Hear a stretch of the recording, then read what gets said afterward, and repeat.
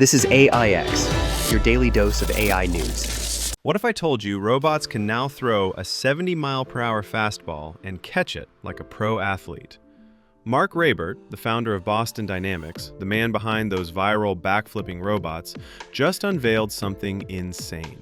His team at the Rye Institute taught robots to play actual baseball. Two machines stand 23 feet apart.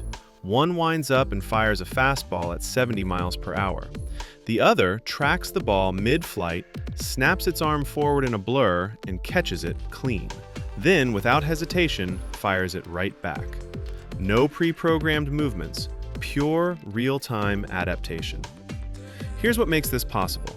These robots use low impedance joints that bend and absorb force instead of shattering on impact. The AI constantly recalculates, adjusting position in milliseconds as the ball spins, curves, and dips unpredictably. They even taught these things to bat. Smooth, powerful swings, clean contact. But here's why this actually matters.